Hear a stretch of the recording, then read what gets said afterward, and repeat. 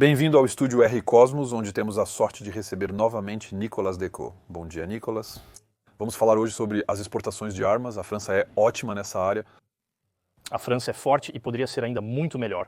Sim, então, os países que compram armas e geralmente precisam ter um bom motivo para comprar armas. E é um pouco como uma apólice de seguro. Então, para olhar um pouco o potencial de exportação da França nos próximos anos, eu acho que a primeira coisa a tentar entender é por que as pessoas se armam, e o que está acontecendo hoje. A situação geopolítica é conhecida, mas eu acho que se olharmos para vários anos, talvez não seja tão ruim. Começar por olhar para o maior risco que poderia acontecer e voltar para ver por que as pessoas vão se armar para esse risco. Então, qual que é o maior risco hoje com a guerra na Ucrânia, que está, digamos, diminuindo de intensidade? No momento em que estamos falando potencialmente de parar, é isso, né? Esperamos um cessar-fogo. O maior risco no mundo seria um confronto entre a China e Taiwan, e então Taiwan, auxiliada pelos Estados Unidos. Lá haveria um grande conflito entre os Estados Unidos da América, a primeira potência mundial, e a China, a segunda potência mundial. E isso se chama guerra mundial, já experimentamos no passado o que as guerras mundiais causam. Bem, não temos boas lembranças disso. Bom, não estamos, digamos, no centro do conflito. Ao contrário da última vez, onde realmente nós estávamos na linha de frente. Mas então, pode ser interessante analisar um cenário plausível do que aconteceria. E, bem, o efeito é que a China está se armando de maneira bastante rápida com tecnologias muito modernas. E é isso que desequilibra o estado das forças que existia até agora. O que explica o aumento da tensão e as vendas significativas de armas ou as compras significativas de armas em todos os países que cercam a China, já que ela tem conflitos com todos. Mas não só isso. Isso também explica por que os Estados Unidos da América vão impulsionar e por que todos irão se rearmar nos próximos anos. Então, hoje a China é capaz ou teria interesse em invadir Taiwan. A primeira coisa é porque eles querem invadir Taiwan. É uma história bem conhecida. Eles podem fazer isso, enfim, eles podem tentar fazer isso a qualquer momento. Acredito que devemos levar isso a sério, né? Principalmente agora que eles estão começando a ter uma marinha e uma força aérea para fazer isso.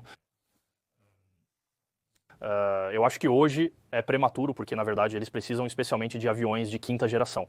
E o avião de quinta geração deles hoje é o J-20, que fez seu primeiro voo em 2011 e chegou às forças em 2017. Hoje, em fonte aberta, se eu entendi bem, eles teriam aproximadamente 300 operacionais. O pior é que aparentemente eles construirão 120 no próximo ano, indicando um ritmo de construção extremamente acelerado. São 10 por mês, o Rafale, estamos tentando aumentar para 3 para ver um pouco as cadências. E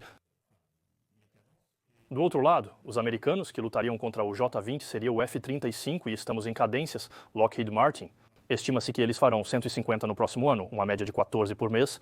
Então, isso significa que hoje, em caças de quinta geração, os americanos, eles têm aproximadamente os 200 F-22, apesar de começarem a envelhecer, com os últimos lançados em 2012, ainda são excelentes aviões. Eles produziram um pouco mais de 1.000 F-35 e atualmente fabricam 150 por ano. Portanto, se projetarmos para 2035, haverá mais 1.500. Portanto, digamos, entre 2.500 e 3.000 aviões de quinta geração. E do outro lado, os chineses que têm 300 hoje e depois 1.200, supondo que eles não aumentem. Estamos em ritmo acelerado, então começamos a ter algo concreto, assintoticamente, posso me fazer de advogado.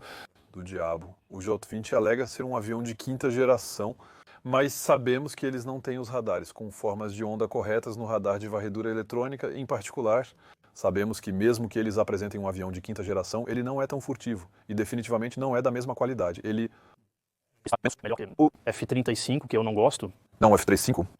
Certamente o suficiente, mas ele está claramente abaixo, ele é maior, ele pode ser visto de um pouco mais longe, mas ainda é um avião de quinta geração e que geraria perdas contra o F-35. Quando eu olho para simulações, eu vi bastante que são simulações de código aberto. Wargames existem, há pessoas que os fazem no Digital Combat Simulator, por exemplo, e certamente há erros nisso. Aliás, isso é muito bom porque eu não trabalho com nenhum dado confidencial, eu trabalho apenas com dados de fonte aberta, mas busco montar o quebra-cabeça.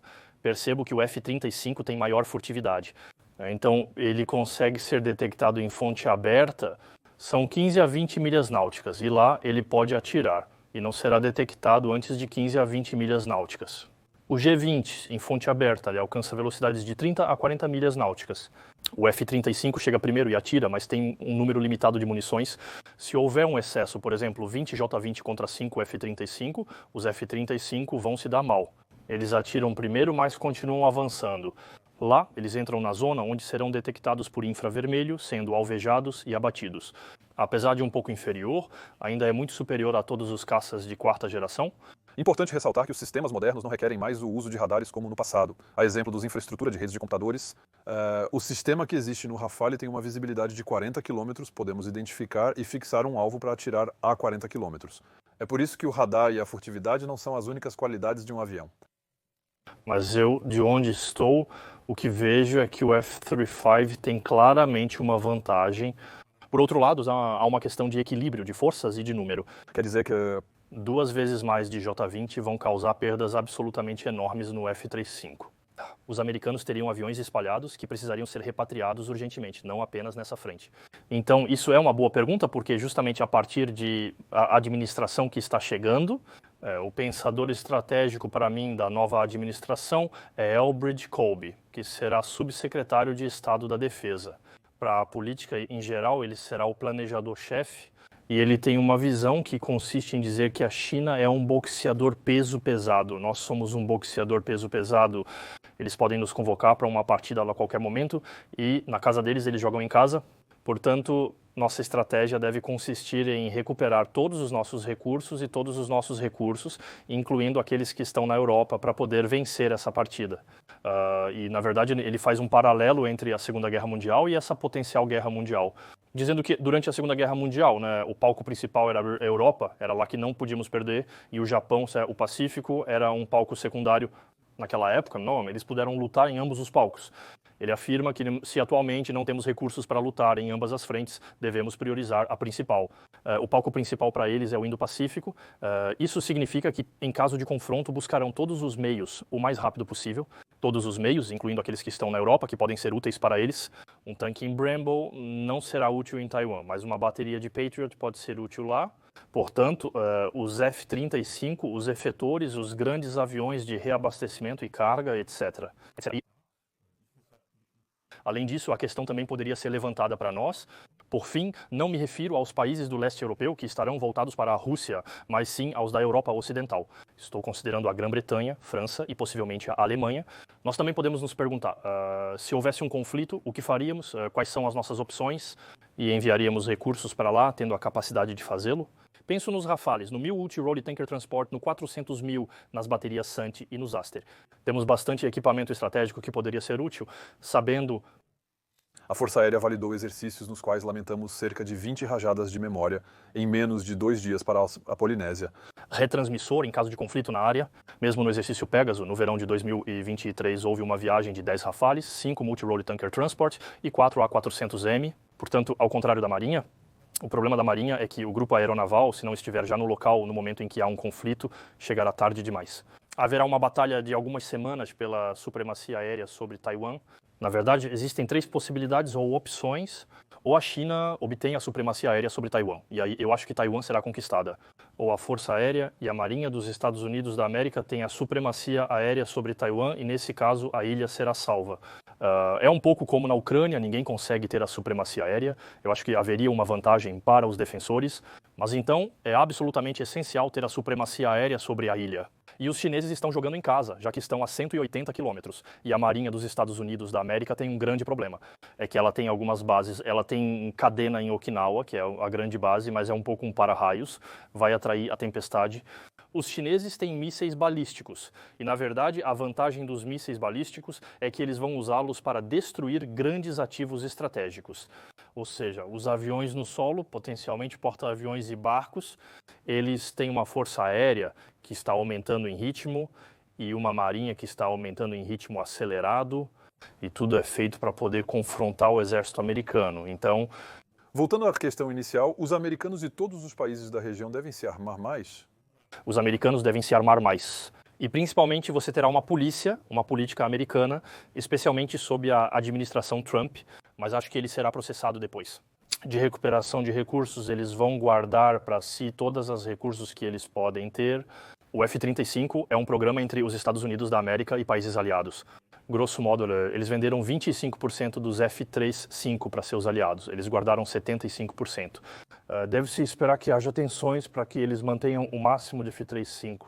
Para ter superioridade numérica em caso de conflito, fazendo com que todos os outros também busquem isso. Bem, quais são as outras opções? E, na verdade, as outras opções finalmente são o Eurofighter ou o Rafale, como os aviões mais modernos. O efeito dominó dessa visão estratégica, há várias décadas da escalada de tensão em Taiwan, é que a Europa ficaria nua. Porque os americanos estão partindo, mas além disso, eles não querem mais nos fornecer potencialmente as armas que estamos tentando comprar deles. Sim.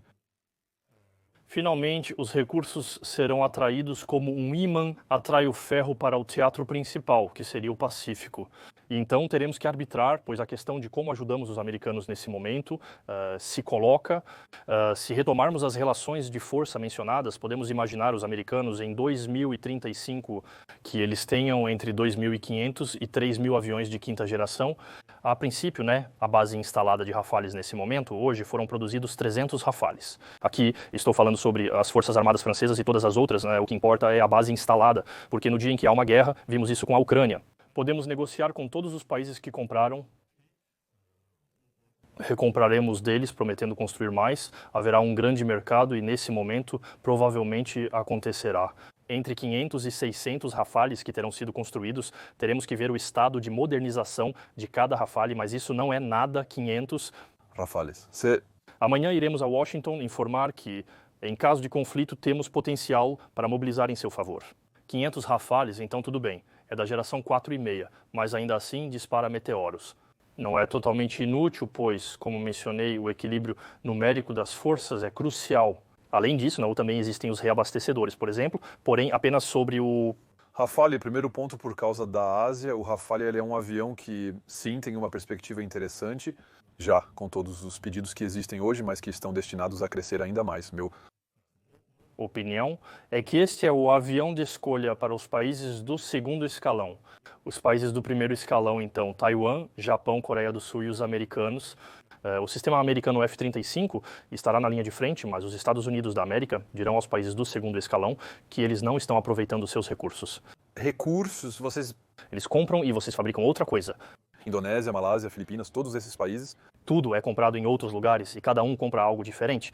Há duas opções, o Eurofighter ou o Rafale. Acredito que a disputa está praticamente decidida entre os dois, com o Rafale se destacando. E então devemos esperar que haja pedidos de Rafale. Eu até acho que também poderíamos ter pedidos de Rafale na Europa, se soubermos bem os... Vender, porque... Temos coisas para vender. Então, se o Rafale, se ele combina bem com o F-35, a Grécia se saiu bem. Entendeu isso aí? A Grécia compreendeu, mas poderíamos argumentar que as rajadas também poderiam interessar a Polônia e até mesmo a Alemanha. Há também a opção de jogar a carta nuclear. Ou seja, se estivermos em um cenário onde os americanos estão monopolizados no Indo-Pacífico, precisamos manter os russos em respeito, então temos dois problemas. O desafio de mantê-los em respeito. No plano nuclear, temos menos cabeças do que hoje. A França e a Inglaterra, portanto, que são as duas potências nucleares do continente da zona, digamos, temos aproximadamente 600 cabeças nucleares, e é isso que os russos têm em seus submarinos. Mas eles têm, eu acho, mais de 5 ou 6 mil. É o suficiente para arrasar. Pronto. É suficiente para arrasar. Mas em ambos os casos, Putin está contabilizando quando ele... reflete, quando ele negocia. Então, nós ainda temos algo excepcional, é a SMPA, poderíamos imaginar, compartilhar a SMPA com os países do leste, por exemplo, com sistemas de chave dupla. E isso, se você quer a SMPA, precisa ter o Rafale. Portanto, se você comprar o Rafale, vocês, países bálticos, Romênia e amanhã a Ucrânia, isso significa que, eventualmente, você tem um avião que pode transportar um SMPA, o que significa que em um contexto de aumento de tensão, embora não necessariamente te daremos um SMPA, se a parte de lá não respeitar as leis internacionais nesse momento, talvez nós também comecemos a não respeitá-las. Diplomaticamente muito ambicioso, na minha opinião.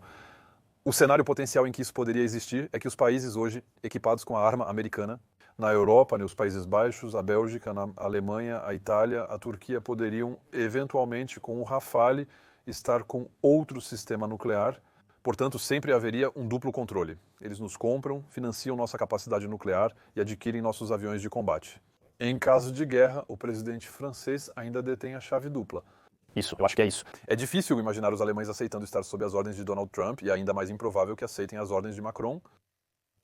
Por que não no contexto da evolução? Ambas as opções poderiam coexistir. Poderíamos oferecer uma segunda opção à Alemanha e diretamente aos países do leste.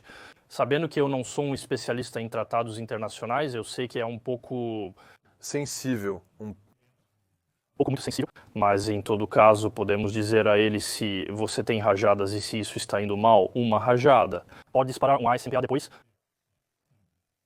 Se precisarmos construir outros ASMPA, pois não temos muitos, mas poderíamos imaginar construir muito mais.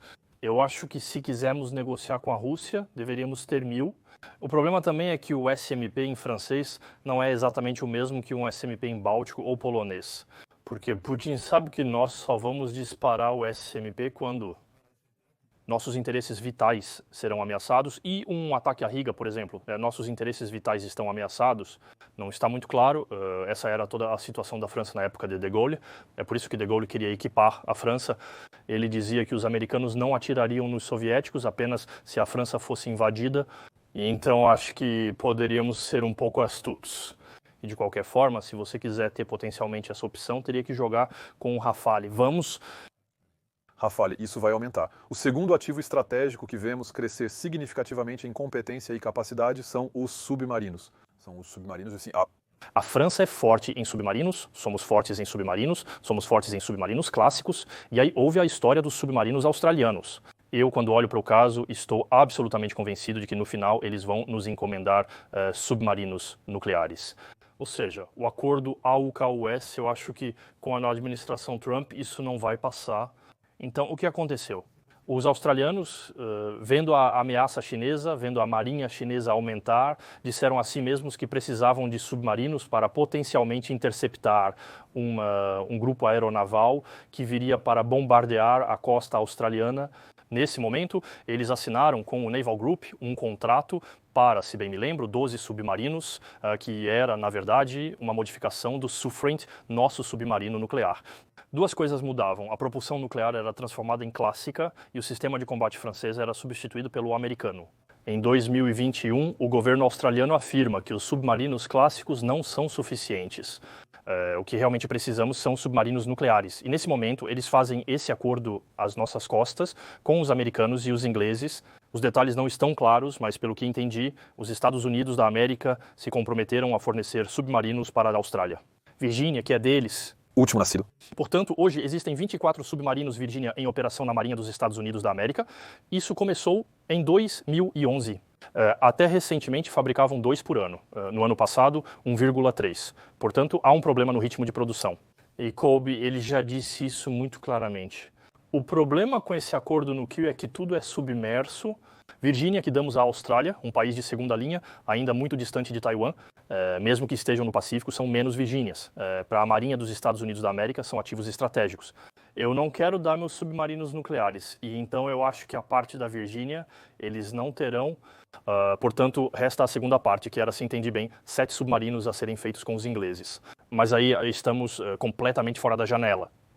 Em termos de tempo, estamos em 2045. Se quiserem submarinos nucleares rapidamente para um conflito, resta a eles o período de 2035 a 2045. Eles têm 2 opções: comprar o primeiro submarino inglês da série Astute de 2010, cujo último está sendo entregue, ou adquirir o Suffrent, supondo que estejamos dispostos a vendê-los, porque isso ainda é uma decisão do presidente da República.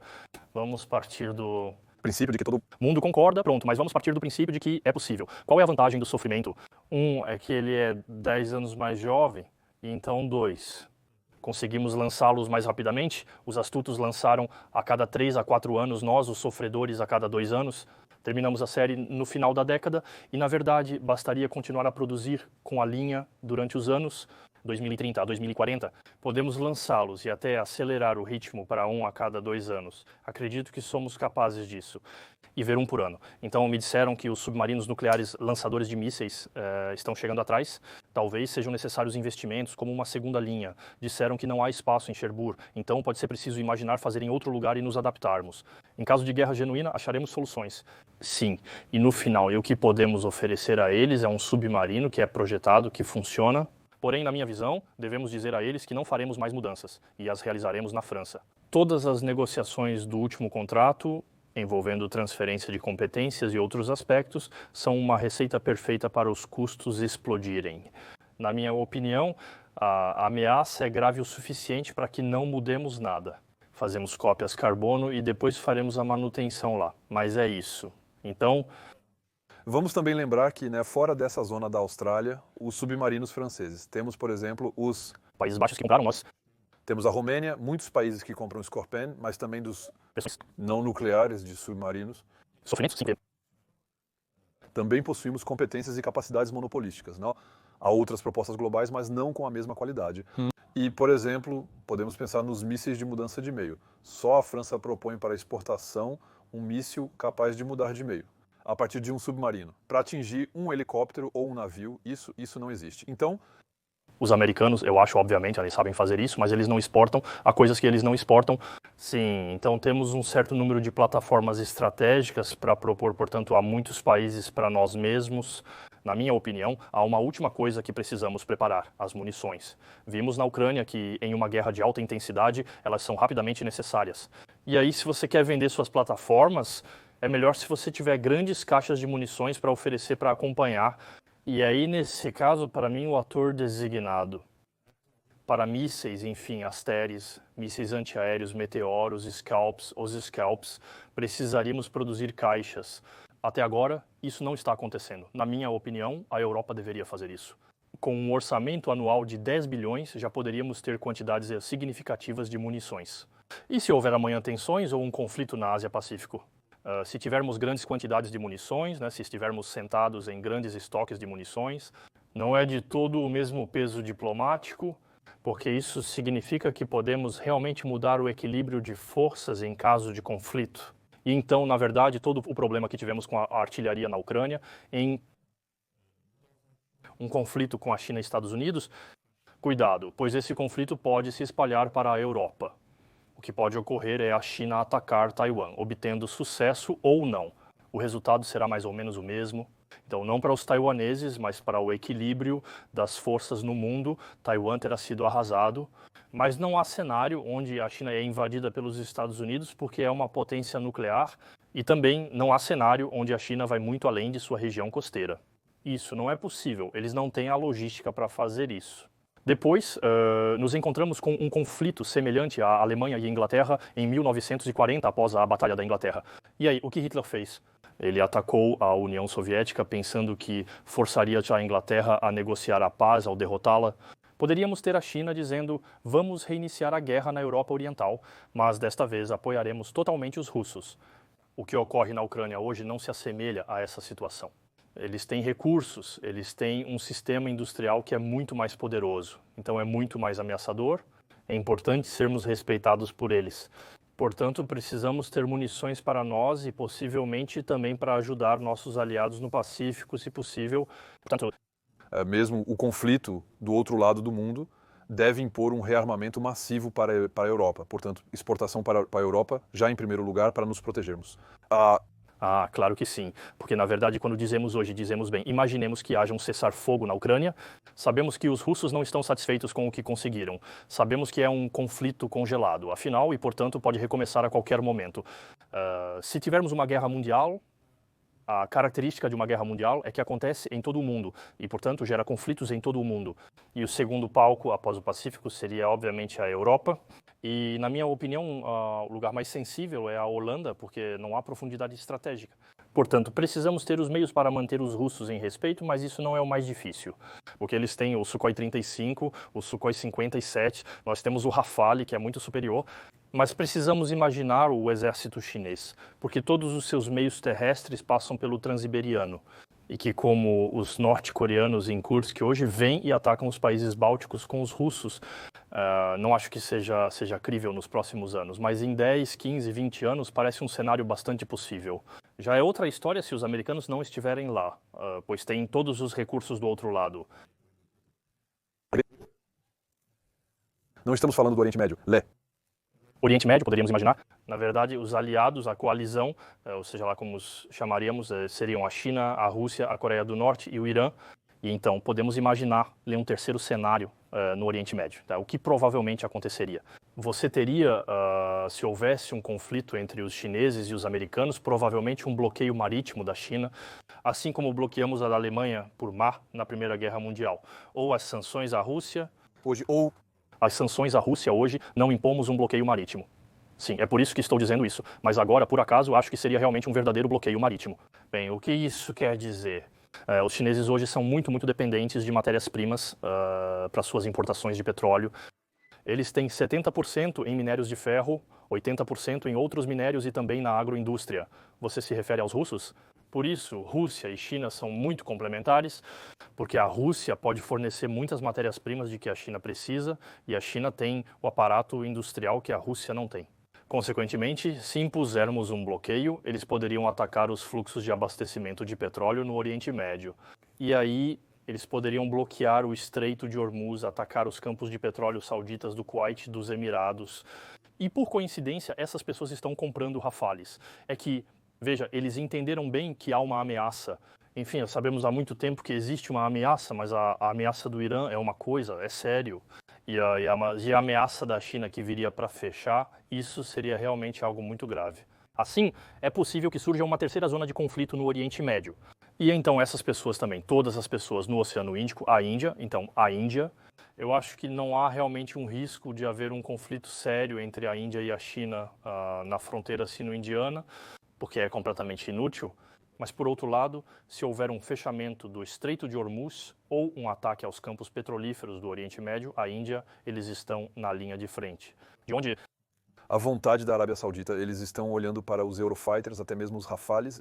Todos esses países estão se rearmando. A Índia vai comprar mais de 100 Rafales, em caso entre sua marinha e sua força aérea, com seus programas históricos inconclusos.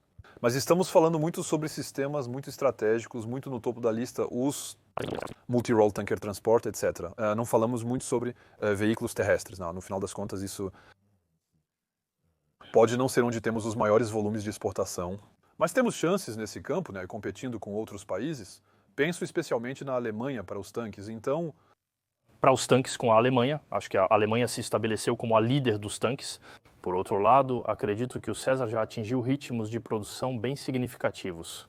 Acho que vamos fabricar em série. É totalmente concebível neste caso, que até 2035 a 2040 haja 1.500 Césares no flanco leste. Depois ao Jaguar, finalmente o Escorpião, quero dizer, todo o canto do Escorpião. É uma pena que não pudemos testá-lo na Ucrânia. Acho que comercialmente teria sido realmente bom. Mas isso existe. Não há muitos esforços para salvar os ucranianos. Mas isso é outro assunto. Também sim, não. Mas eu acho que isso pode ser usado para equipar. Mas para os próprios tanques, aí eu acho que sim. Conseguimos chegar a um acordo com os alemães, mas serão os alemães que liderarão, assim como nós seremos líderes. Sobre o Rafale, eu acho que é um Estado, e sobre a artilharia, etc. Sim, ok. Então, eu resumo. O Rafale, estamos arrasando. O Naval, estamos arrasando. E aí... Aí está. Principalmente os submarinos, porque na verdade há mais concorrência. Temos fragatas que são muito boas, as forças de defesa de Israel são muito boas, mas... Eu acho que conseguiríamos vendê-los melhor se tivéssemos estoques de munições, especialmente de Aster, muito mais do que Aster, enfim, o míssil naval, etc. Ou seja, o país comprador do barco precisa ter certeza de que ele poderá ser reabastecido e que temos um fluxo de munições para fornecê-lo. Isso, por enquanto, é uma das fraquezas do nosso sistema. O aumento de poder da MBDA seria um elemento que permitiria aumentar em volume, porque quando você sabe que há um estoque de munições quase infinito no qual você pode esgotar, é muito tentador ir comprar o barco que dispara essa munição. É por isso que as pessoas compram americanos, pois você compra o F-35, o AMRAAM míssil de longo alcance aéreo, possui mais de 20 mil unidades em estoque em código aberto. Então, você pode pensar que no dia em que precisar, desde que Washington concorde, é claro, eles irão fornecer, eles podem esgotar do estoque deles. Se você não tem o suficiente, há entre 3.500 a 4.000 meteoros disponíveis. Não é ruim, mas se tivéssemos 15.000 seria melhor. Então, temos muitas plataformas para destacar. E acima de tudo, o que eu vejo, né, é um risco ainda muito crível de conflitos no Indo-Pacífico. E isso, se recuarmos, implica em um rearmamento generalizado. E se em 10 anos as plataformas que conhecemos hoje não existirem mais? 36.000. Desenvolver um bom avião de caça, desenvolver um reabastecedor, desenvolver um submarino, leva anos até décadas. Portanto, na verdade, precisamos construir em série os sistemas que já existem hoje. Portanto, as escolhas da França ao longo dos anos de investir no desenvolvimento de tecnologias permitem hoje dizer que podemos industrializá-lo. Isso é uma vantagem competitiva em relação a países como a Alemanha, que também reduziram um pouco a pesquisa. Mas até mesmo a Inglaterra, porque a Inglaterra, na verdade, eles têm uma estratégia, especialmente para o F-35, né, que consistiu em dizer que faremos uma pequena parte do programa, né, assim, teremos o F-35. Mas então, o dia em que os americanos dizem, na verdade, eu quero todo o meu F-35 para mim, certo? Deixaremos alguns para vocês, mas só alguns, eles não têm mais nada a oferecer. Então, sim, é a estratégia que consistia em dizer que fazemos it or free, ou seja, dispensamos a indústria americana. Hoje é um capital enorme e acho que é um capital que precisa ser monetizado, e para monetizá-lo não são apenas produtos, não é como ir ao supermercado e comprar uma garrafa de coca, é preciso chegar com um cenário crível. Acho que todos entendem o perigo e as soluções que podemos oferecer. E a vantagem de não ser dependente de Washington não é apenas porque não gostamos dos americanos, é porque os americanos, no dia em que houver um conflito, eles olharão para as suas próprias necessidades e as considerarão prioridade, e tudo o resto ficará para trás, o que é normal. Nós também faríamos o mesmo na mesma situação. De qualquer forma, a soberania é um desejo e um objetivo que deve estar na agenda de todos os políticos. Além disso, isso permite vender. Então, a propósito. Nicolau? Um grande obrigado. Nós reunimos os elementos para verificar suas informações e canal do YouTube, e então te encontraremos muito em breve para outras análises orientadas para a economia. Mesmo que nós... A paz, mesmo a eterna, seria melhor para nós. Melhor com a paz. Mas é como todos os seguros, temos que considerar o pior para comprar os produtos certos. Hoje é a palavra final. Esperamos que tenham gostado e vemos vocês em breve no Estúdio Air e Cosmos.